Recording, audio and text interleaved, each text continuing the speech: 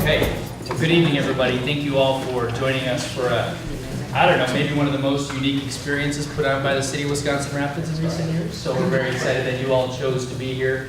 We were shooting for a number of 40, and I guess by Leni's count, we've got 40 here. So not too big, not too small, just right. How many of you walked down here tonight? How many of you walkers? How many of you biked down here tonight? I was the only one that rode my bike. I thought earlier that Alderperson Hep, I thought you would have been the other one. And then the rest of you all drove. I'm sorry to say in here that you're going to have to walk back here to get your cars, but that's okay. You'll get your steps in today. So thank you all again for being here. I want to just give you a little bit of a thumbnail as to where this project came from and why we're here on a Wednesday night at 8:30 here in the council chamber, when we all could be sitting at home, maybe on our couches or another place if you so choose. All the persons that are in the room, can you raise your hand just so everybody, most of you all know who these people are. 4 or 5 individuals, 5 of the 8 gentlemen that sit up there with me, enabled this to happen. I think it's very exciting for all of us. Just Leni playing with the lights. That's the light artist playing with the lights. Leave her play with the lights. To enable us to be here, and I think it's exciting for us because we've done so much along the banks of our Wisconsin River and in the section in the city. And it was from great fortune those administrations and even corporate stewards and families that gifted us with public lands that surround the banks of the river. And so for the city to be in a position to be able to say, what is it we want to do with these public spaces to enable maybe different uses, more uses in some cases, but to activate them in ways that will ultimately make our community more attractive, and I think in many ways much more vibrant as we look forward to moving into the future. So thank you for being here. We do have a very esteemed team of talented individuals that we spent all day with. They were here yesterday already, a number of them, touring the city. So we selected them as a result of an RFP process that we put out to design the east bank of the Wisconsin River within the city, starting from the south of where the expressway bridge crosses the river, so across from Riverview Hospital and Demets Park, all the way really up to the city limits where Buren and Wisconsin Rapids connect. But their primary area of focus really is from Demets Park to the south, which is the public space that the city has control of, all the way up to really to the downtown and Legion Park, which is just where the old East Side pool site is with the Wisconsin Rapids Dam. So that's their area of focus. They're on an aggressive timeline. I'll let them maybe talk about that if they need to. But we hope that they'll come forth with a piece of the puzzle, which is the design for possibly an East Riverbank Trail, some amenities that the public will ultimately have some voice in, and the City Council ultimately selecting them. But we are very excited to have them because they're the right mixture, I think, of design and sort of experience as it relates to architectural landscaping and all of the pieces really that are going to go into this. So it's not about just putting a trail on the earth and cutting a bunch of trees down and calling it a trail. There's much more to that. So we wanted to make sure we selected the right team. And then ultimately tonight for the piece with lighting. It only is as good during the daytime and maybe at night if you choose to walk at night in the dark or if you have a light. But we've got a lighting expert with us this evening, and she'll speak a little bit about that. So Taiwook from Supermass and Leni from Arup, if you want to come up and maybe say a few words, the floor is yours, and look forward to spending the next hour with all y'all. Thank you.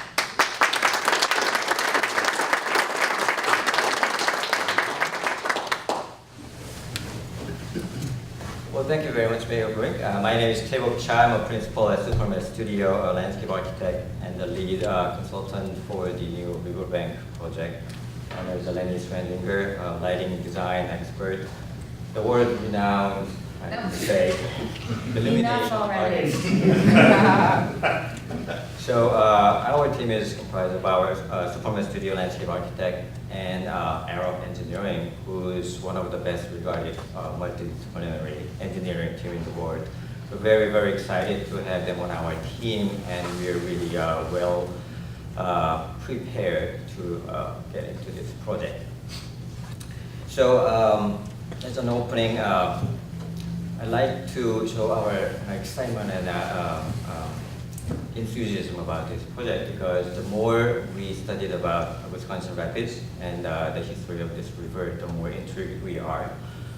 We've learned that Wisconsin Rapids is really a city of great exploration and innovation and entrepreneurship, from these earlier days of paper mill production to today's effort to revitalize your downtown in the city.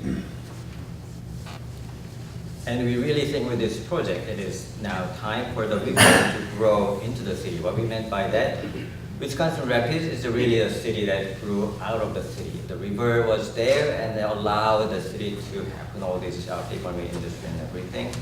But it was out of the necessity that city utilized those resources. Now, well into 21st century now, it's time for the river actually to grow into the city as we're starting to see the river as a public resources, opportunity for recreations and public health and all of those things. And really this river is where everything started. You're very familiar with all these mills and dams. It's been there for the last 100 years. And the city is rich with its industrial heritage and legacy. But we also learned the city has a very unique tradition of this great outdoor recreations. This is the image of the old East Side swimming pool, and when we saw this photo, we were like, this is like the most interesting image. This great people enjoying the outdoor swimming right by the river. There's a dam right behind them. Great rocks and rapids. This is like the public recreation, nature, ecology, infrastructure, and industry are all in one. And this really sums up the legacy of Wisconsin Rapids we want to capture through this riverfront park and its impact to the downtown and the city. And obviously, the city was filled with great city life. This is like old postcards. Greetings from Wisconsin Rapids, Wisconsin. And some of these great buildings are still intact and present in the Grand Avenue downtown today. And fast forward to present day, your riverfront is quite beautiful, as we can see here. And some of these historic buildings are quite intact in the fabric of the city, which is a great asset both to the city and the riverfront. And the city's industrial legacy is still quite strong. And the river is pretty well used and well loved by every citizens with various activities like cyclings, by anglers, and pretty much by everyone you can see here at the Lunch by the River event that you're doing every Thursday.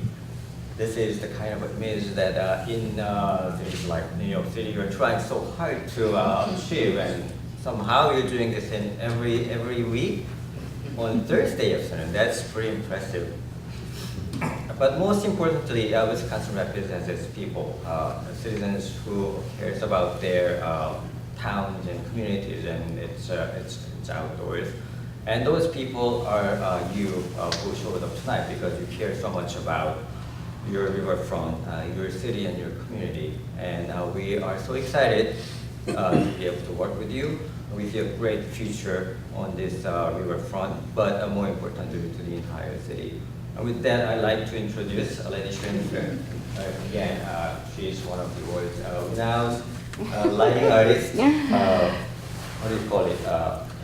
Lighting urbanists, lighting urbanists. Illuminationists. Yes, urban illumination. But what's Tarek. important is it's a lot more than just the lighting design.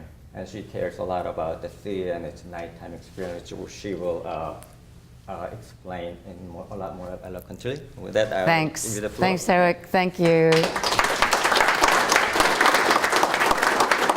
Okay. Wow, this is pretty impressive. This many people have come tonight. I'm really, really glad. And do we think it's going to rain? How many people say it is going to rain? He brought the umbrellas anyway, but that's fantastic. I don't want it to rain. Wishful thinking. So I'm just getting a look at all of you. So happy that you came. The light walk that we're going to do later, I'm just going to skip to the end for 1 second, is really about the existing light in your town. Okay, so we're going to talk about what you have now. What is light here in Wisconsin Rapids? How do we define it? What is it like? Getting some vocabulary, words to describe light. Light is so hard to draw that you must be able to talk about it in order to express how you want light to be. So that is part of the reason tonight we're going to take the walk. We're going to learn about light, the vocabulary, language of light, and share together what we like, what we see, what we don't like, what we see, and this way share with each other. And it's that simple. Of course, as the mayor said, we will be walking, and one of our big goals is to get people out at night walking. I have to say that right out in the start, that is one of my objectives. Then we sallied forth into the streets, arm in arm, or roaming far and wide until a late hour, seeking in the wild lights and shadows the populous city, that an infinity of mental excitement which quiet observation can afford. So what this quote from Edgar Allan Poe, believe it or not, says to me is that there are the lights of the city, and mostly here, most of the lights of the city actually are coming from the bars. There's a few nice signs.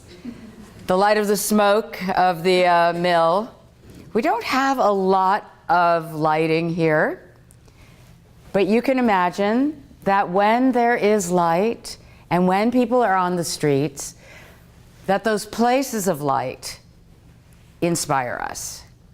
And we have more to say to our neighbors and our friends we're walking with, maybe more to say to ourselves. I love to walk alone. And when we encounter a place like the riverfront or a park bench, quiet observation can also come into our awareness. So there are both in a city the wild lights and the quiet lights.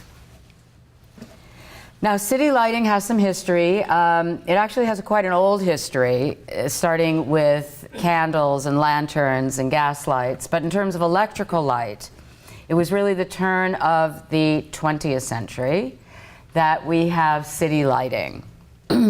So can you read that Streetology? That's a GE ad. And can you see, let's see if my cursor shows up.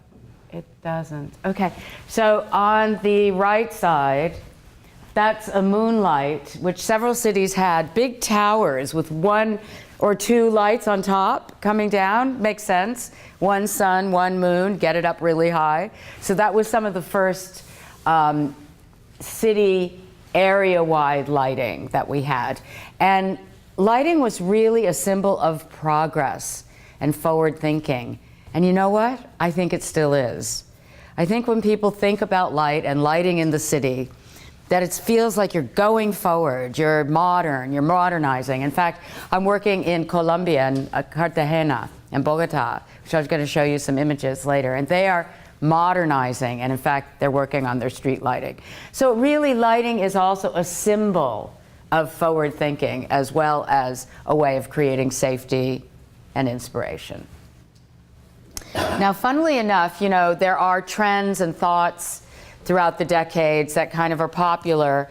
And at the beginning, the gas lighting on the streets, when we didn't have lighting on the streets, was connected with the illicit, the bad people. Well, all the bad people are out at night, all the good people are at home. If we give the bad people more light, it's just going to make things worse. That was some of the first thinking.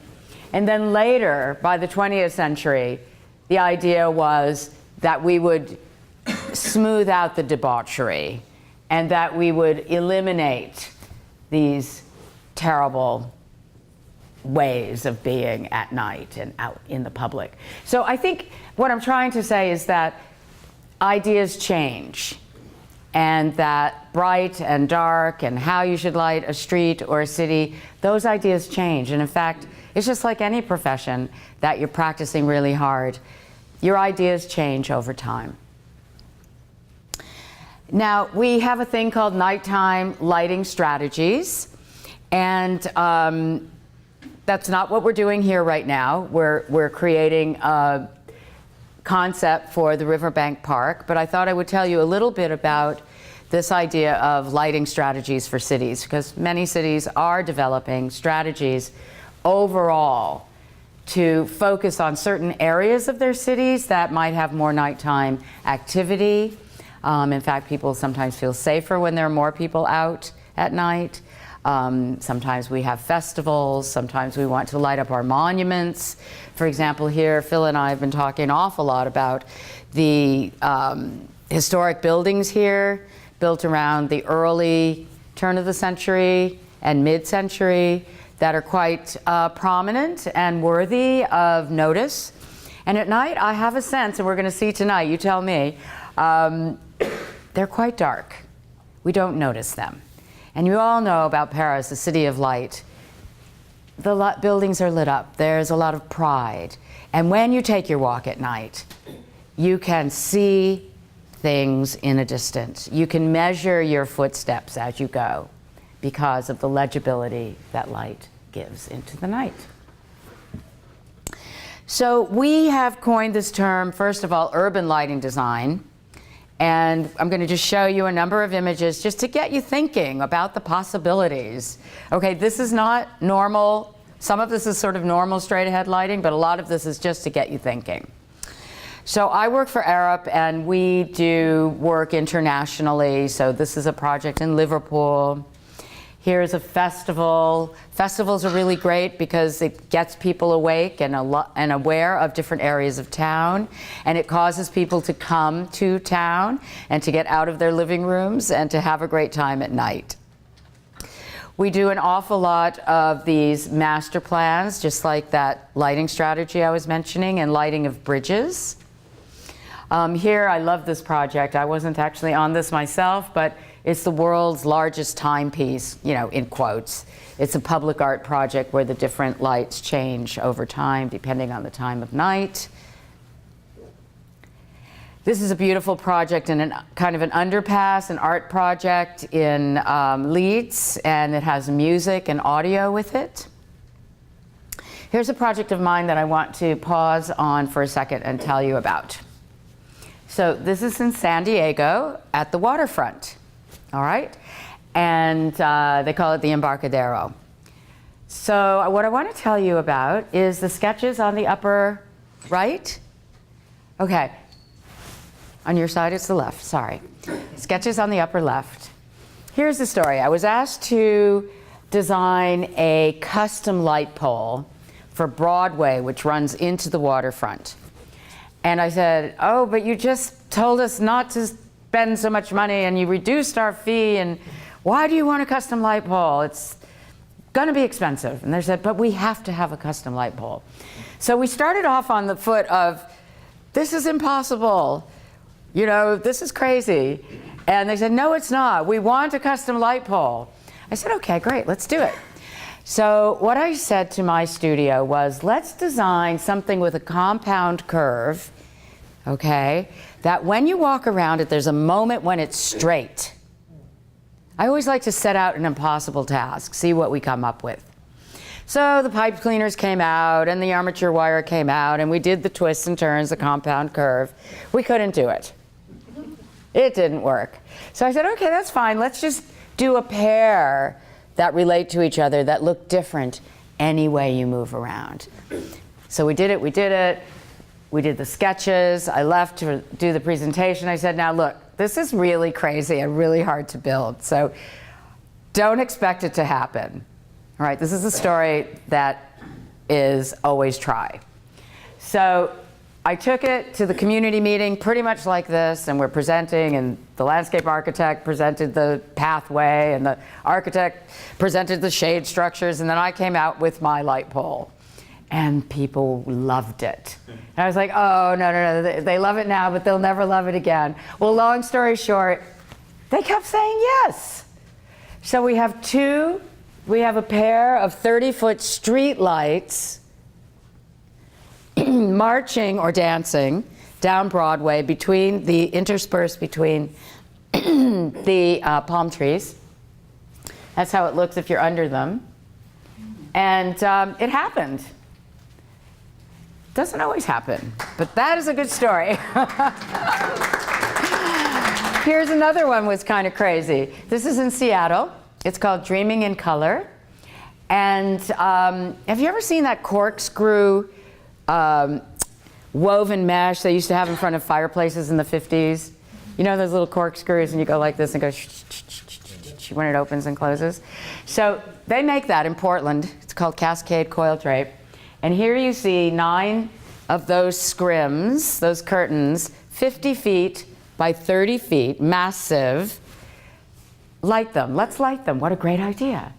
Yeah, but they're all porous. It's almost all the hole. It's hardly any of the wire. So what we said was, wouldn't it be great if the knuckle of the wire, where the wires cross, they would capture the light? Wow, that would be great. So we tested. It does work. It's been up for many, many years, and we're about to upgrade to LED, because when we did this, there were no LEDs. And we call them melodies for the eyes. The light goes through one scrim to the next one and down to the ground. And that repeats, and it changes color. And there are 5 melodies for the eyes. And it's very ephemeral, what we call ephemeral. It's almost like you can't touch it. You can see that, right? That the capture between the wires is so delicate. So here's an underpass. Okay, I'm the underpass queen, apparently. I love underpasses. I love them because they're dark and because we can do a lot with them. Has anyone here been to New York City? All right, has anyone gone to the Port Authority bus terminal? Oh my goodness, okay. So the back door, 9th Avenue and 41st. I had a wonderful opportunity to transform these brown compressive bus ramps. And this is what we did. More dreams, those high polished panels, do you see the metal panels? They basically recreate the quintessential urban light. I don't know how many glass buildings you have here, but do you know those times when the sun hits the glass and the glass creates dappled light on the ground? Do you know that effect at all? A little bit? I love that, when the sun hits the glass. So I wanted to use these panels to create patterns on the street to give homage to the quintessential urban light. So we were very, very lucky that Port Authority is a great client. They accepted the colors we picked, they accepted the tilted panels, probably never again, I don't know. They were sleeping on the job, but they said yes. Here's another one, another underpass, but this one's incredibly simple. This underpass is right near where Tywook has done a big project in Louisville. And it's at the end of a street called Whiskey Row. So I decided to use the colors of bourbon and the sunset to breathe, to transform over time. Very simple. Do you know how in offices they have fluorescent lights, those tubes, right? How many, let's get an idea of our lighting education in here. How many people know what a fluorescent tube is, please? Thank you, good, we can get by that one. Okay, so this bridge is lit by fluorescent tubes vertically, okay, which is kind of a lighting joke because you never see them vertical, you always see them this way, right? And then they have colored lenses, and we picked this creamy buttercup color for the bridge. And then we cast red and amber light onto it, and it changes and breathes and transforms. So are you getting inspired at all? Can we do something here along these lines? Actually, we're not planning to do anything like this, but I'm just saying that it is possible. As long as it includes bumping. Yeah. Here's a really simple, beautiful project in London at Leicester Square Garden. You might have been to Leicester. How many people have been to Leicester Square? Okay, very enthused. So to see movies or buskers on the street, very, very active. Well, Leicester Square Garden is a little bit off to the side. It's not Leicester Square proper. And so my colleagues lit up Leicester Square Garden, and apparently they've done the research. It's got many more people coming to the garden, sitting, feeling comfortable, safe, etc. So that's part of public lighting is feeling safe, comfortable, getting out of the house after dark, and walking. More water, beautiful park in Bradford. Here, what we call Brutalist Bridge. This is the 70s kind of concrete buildings of things. Just going to stop for a moment. This bridge and this body of water, which is the Clyde River. Is anyone Scottish in here? Okay. So in Glasgow, which was incredibly important in the Industrial Revolution, building boats, huge industrial history, massively successful, then declined in the 60s when the manufacturing started going overseas. Anyway, the Clyde River is just so resonant about shipping ships, actually, and shipping locomotives. Anyway, the Clyde River is so famous, and then it's got this very ugly bridge going over it. So I thought, let's revisit the idea of the two great flows, the flow of the river and the flow of the traffic. And let's compare them through color. So the colors, the warm colors, represent the internal combustion machine, levels of service. How many engineers do we have in here? Levels of service, which means that the traffic is running either low volume, high speed, that's an A. What do you think an F is? Traffic jam. So our A is yellow, and the red is a traffic jam, and there are many levels in between. And then the river is depicted in different flow, blue and green flow colors, because it's an estuarine river, so we depicted all 4 states. And so you have this sort of wonderful dialogue for the viewers, i.e. runners and joggers and people walking under the bridge, to see the relationship between the bridge and the river. So then once upon a time we decided, let's forget about this lighting idea. Lighting isn't so important. It's really the entire design of the night. The night is 50% of our time on Earth. The night is its own kind of place because it's dark. We must have some light, even if it's the full moon, which is a half-foot candle. It's measurable. It's the exact amount that in New York City they want you to have on the sidewalks. It's not all that bright, but it does give you a half-foot candle. And the idea is to transform our cities into sustainable, inclusive, beautiful, and healthy places to work and play, even after dark. And some of the new tools that we've created are community involvement tools and different sorts of research, which I'm going to just tell you about. Why nighttime design? Well, you might say, well, she's a lighting designer, so why nighttime design? To do lighting.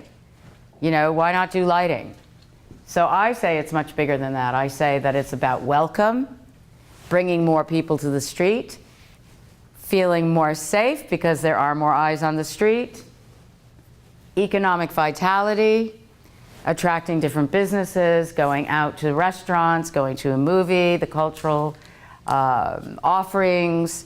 That's about economic vitality and culture, and public health. I just think this walking thing, I'm just a complete convert.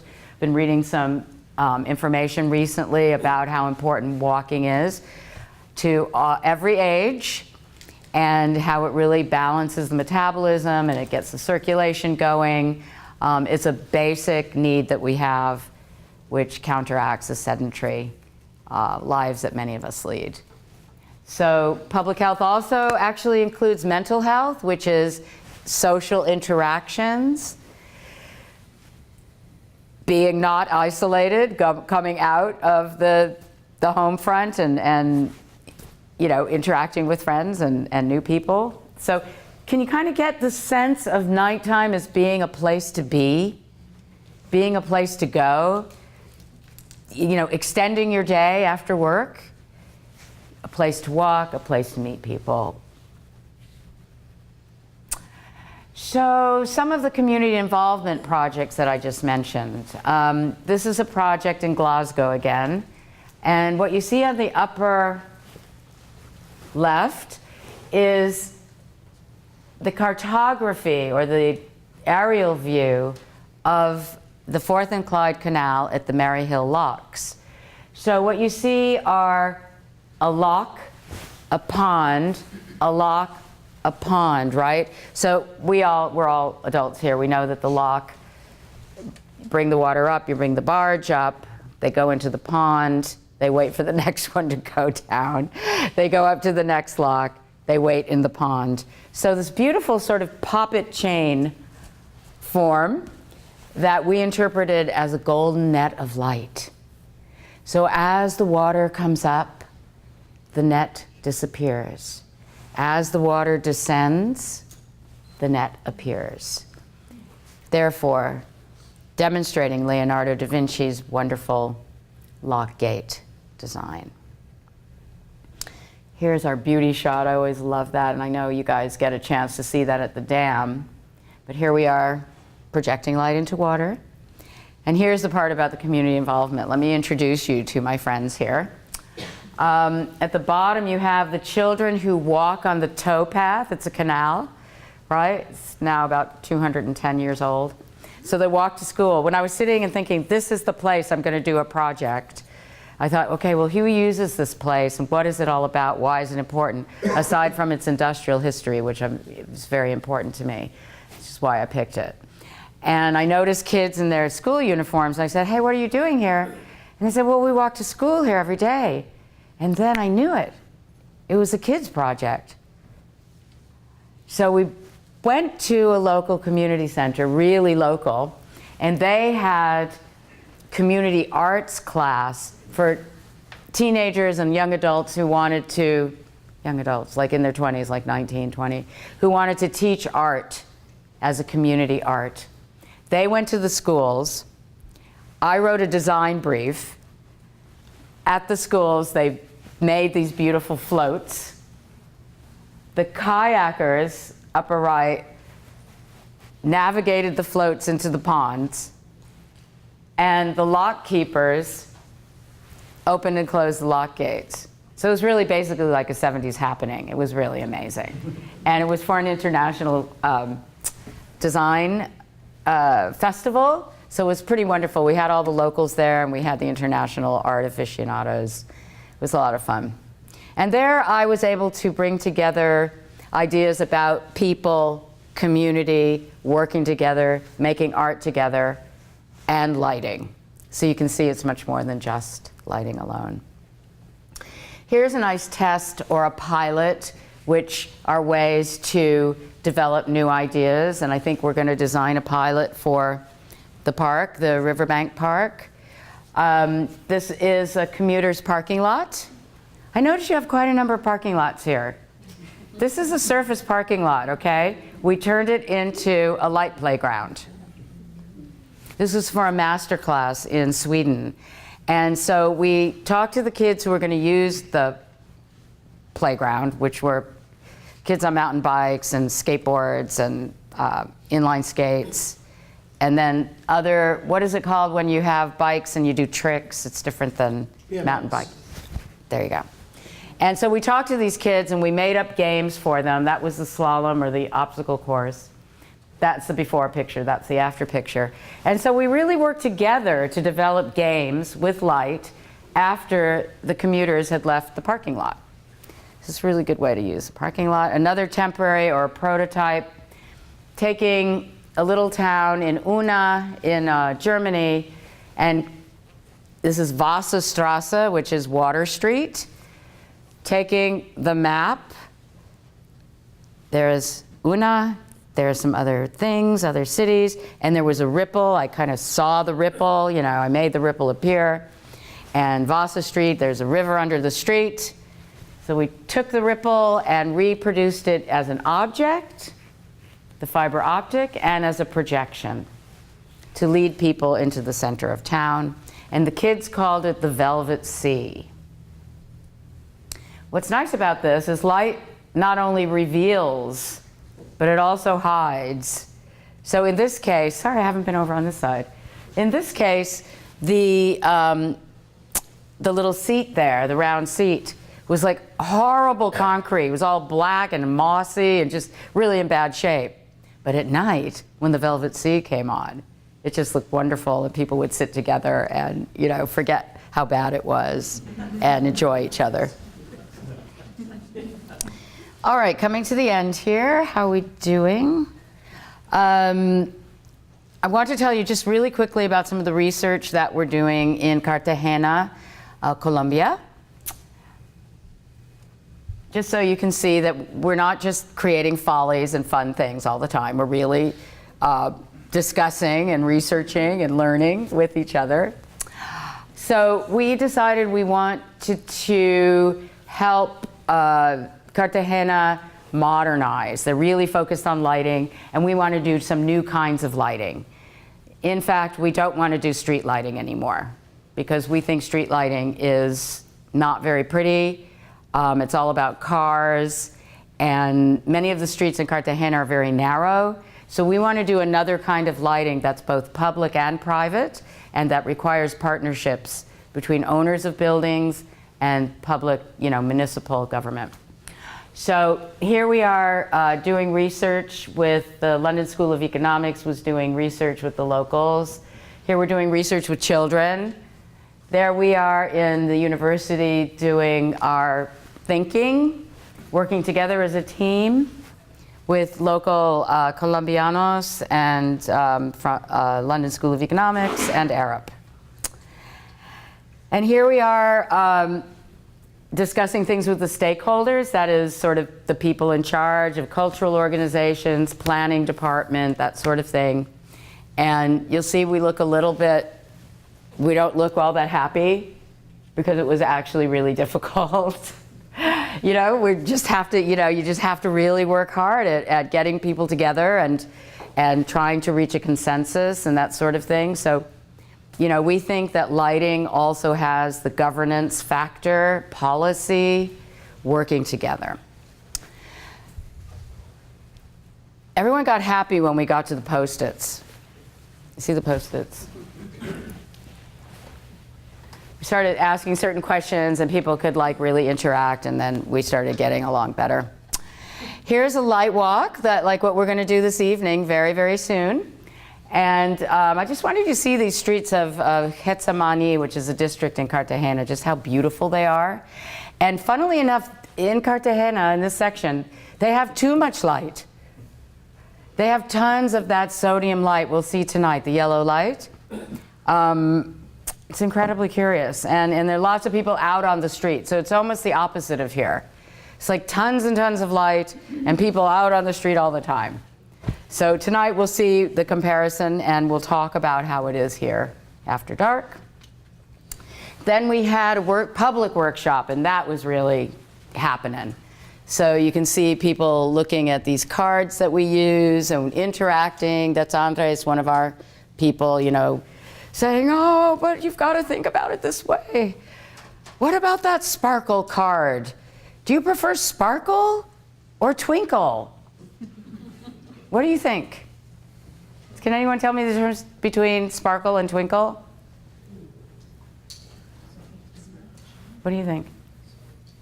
I think sparkle is a single point of light that when light catches it just right, it shines really brightly. Right. But twinkling, it sort of goes on and off. It's more of a verb. Twinkle is a verb, and sparkle is a noun, sort of. That's pretty good. Anyone else? I'm just noticing the two yellow ladies here. Just so beautiful colors. Does anyone out here have any idea of twinkle and sparkle? The difference? I don't have an answer. I'm just wondering if you know. Okay, well, we're going to find out tonight. I'm telling you, we're going to find out some sparkle and some twinkle. But that's the sort of thing that, can get people really passionate. And then here we have some more workshopping. Did that move? There we go. So people working together, discussing how light can be, how we can use it in the environment, how we can help to encourage people to come out at night, to do more walking. How many people here walk along the river front? Okay, you guys, you're already, I'm just speaking to the people, or what is that? Speaking to like minds. It's fantastic. How many people in here think it would be beneficial to have more people out at night on the waterfront? Okay, so that's the world we're talking about here. All right. So the idea is to really attract some people who are couch potatoes, some people who just are in a bad habit, some people who might be afraid to walk at night. This is one of our goals, and having workshops is very helpful to do that sometimes, to come up with new ideas. So we're not going to do a workshop together now. We may in the future. But what we're going to do is walk and talk while we walk about what we see and what we'd like to see. Do you know what I'm saying? So as we begin to name what we see and how it feels and how the lighting feels, we can begin to identify what we'd like to see. You know, that idea, if you can name it, you can kind of see it. And if you give your email out to Adam, then we'll be sending you a message about the NightSeeing guest book so that you can tell us what you thought about our event. So is everybody ready to go? Are there any burning questions? No. Let's do it. Let's do it. All right.